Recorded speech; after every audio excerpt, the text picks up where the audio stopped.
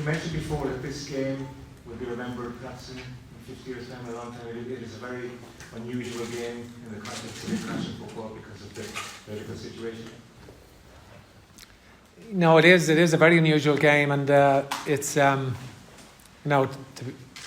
the Ukrainian players and the coaches and all of the staff have been great ambassadors for their country, amidst the chaos of their lives and of their compatriots really, and the thousands who have lost their lives. So by continuing to play, and they're bringing it to, they're keeping it at the forefront of the sort of whatever country they're playing within the media and within the European media, because obviously it's there's features across Europe on the Ukrainian team and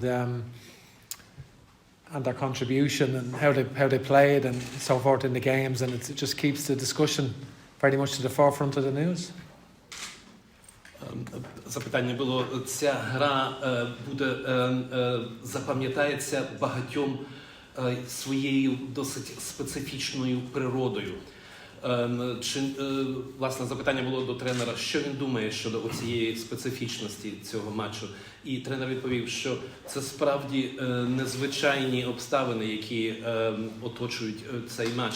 Гравці збірної України, тренери збірної України і всі, хто команду оточує, власне, постають великими і значними амбасадорами для своєї країни, яка зараз переживає надзвичайно складний час. Людей вбивають, руйнують інфраструктуру, і, власне, відбувається величезне горе саме в Україні. І саме тим, що українці продовжують грати, незважаючи на всю цю трагедію їхньої країни, виводить їх на перший план і становить їх в самому центрі уваги всіх світових медіа. And Shane, can I ask you to put yourselves in the shoes of the Ukrainian player at the moment and what they've been going through and what they have to go through at the moment? Yeah, really emotional for all of them. I think they've been really. They should be really proud of how they handled themselves, especially over the last two games, carrying the country. And I think everyone was willing them in Europe and the world. They try and get their World Cup, so I think they can be really proud of themselves and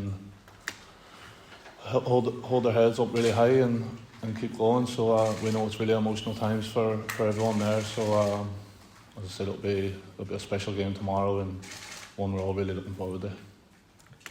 Запитання було про емоційний стан української команди, як гравці збірної Ірландії оцінюють цей емоційний стан. І відповідь була така, що, звичайно, українці виходять на поле з високо піднятими головами. І їхня впевненість в своїх силах, їхня гордість за свою країну, те, що, власне, зараз відбувається, накладає на них такий величезний якийсь емоційний стан і сприяє тому, що вони викладаються на 101% і просто намагаються вмерти на полі, вмерти за свою країну. Do I have that, please? Hi, Stephen. Could you just update us with any injury news that we might have for tomorrow? Yeah, Gavin Bazunu has he's gone back. He's left the camp now. So he just had a minor sort of rib fracture, very minor fracture, rib fracture. That's what that was. Seamus Coleman is ruled out through injury. He has a groin pubis issue, so he's ruled out again. Is that how in the other two games as well? We'll have to see. No guarantees he'll feature in the other games. We'll see how it settles and make decision on that later in the week. We'll see how he goes. Hopefully he will be involved in the later games, but it's too early to say. Two big games here in Dublin. It's a chance to put things right after what happened at the weekend. What do you want to see from your team that wasn't there? Yeah, no, I think we're disappointed to lose in Armenia. I think it's no getting away from that. I think, to be fair, we've the players have been on a good run of results recently, and they were unbeaten in 8, only one defeat in 12 going into that game. So it's one that we want to win, and you know, I don't think it's a game that we deserve to lose. Like, we hardly conceded any chances in the game, and we had a number of chances to score ourselves, but we know that we can play a lot better than we did overall, and it's one that we've left behind. We just got to put it behind us and go into the game against Ukraine, you know, with a strong mentality and try and get the win. Ashling, please. Yeah, hi Stephen, Ashling here from Ottawa. Right. It was a long trip to Armenia, home and back, not the result, as you said, or the performance that you would have wanted. It can't have been an easy few days, I suppose, to try and dust yourself off and to go again. Yeah, it's a long trip, but it's longer when you lose, for sure. But I think it's listen, that's the nature of this game. You know, you get your kicks in the teeth, and you've got to dust yourself down quickly and get back and go again. And we don't have time to, you know. Obviously, we analysed the game. We looked. We debriefed. We did that. We moved on quickly. We're preparing for Ukraine. It's a completely different challenge tactically, and completely different. So we've got to switch on quickly and make sure we're ready, and get ready for tomorrow. It's a home crowd. Like, we've had the crowds have been since the crowds have come back.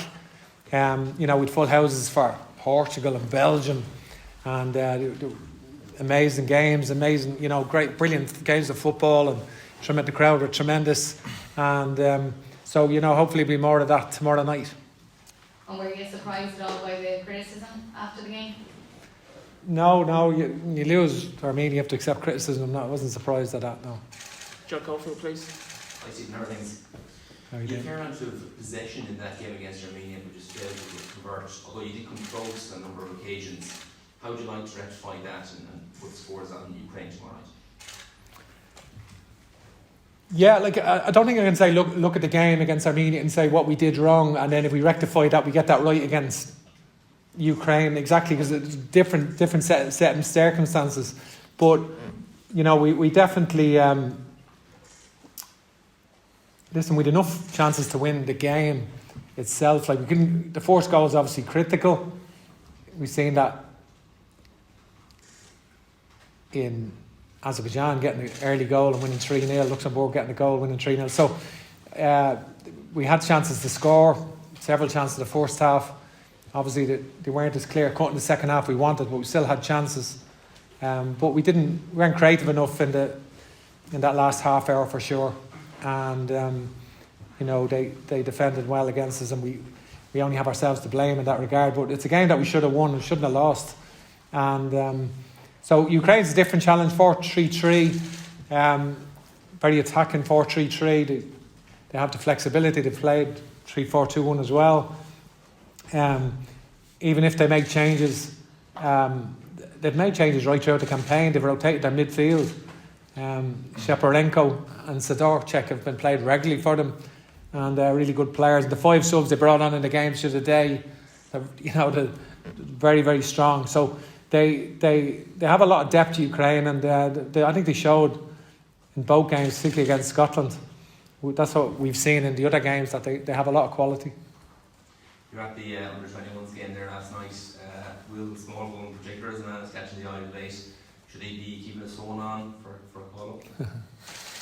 Yeah, no, I must say he's had a tough time, Will, with unfortunate cruciate ligament injury and one or two other injuries and so forth.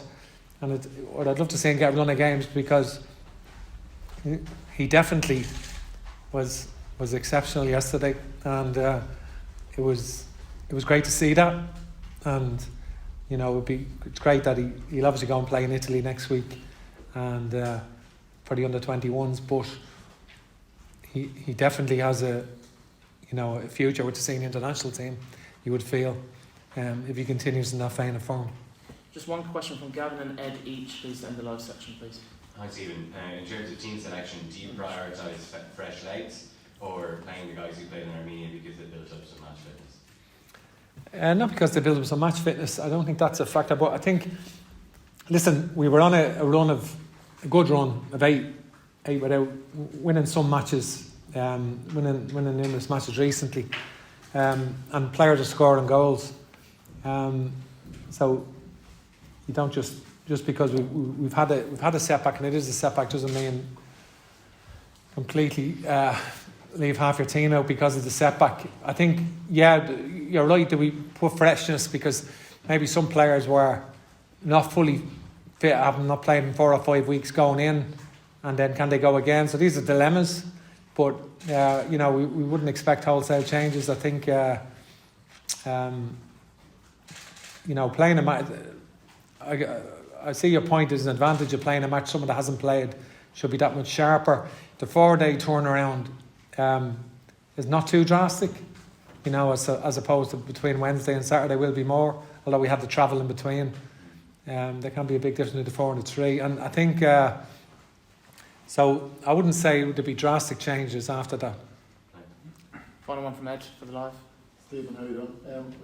I just wonder, would you be able to reflect on the set piece return from the Armenia game in terms of variations of, and you know, we've seen creative set pieces come off before. Is there going to be more variation for future games in that scenario? I think we had a lot of forced contacts, you know, and you know, John Egan headed wide from a good position, Chio headed wide from a good position, Nathan Collins had a header straight into the goalkeeper's arm, Shane got his head on a couple as well.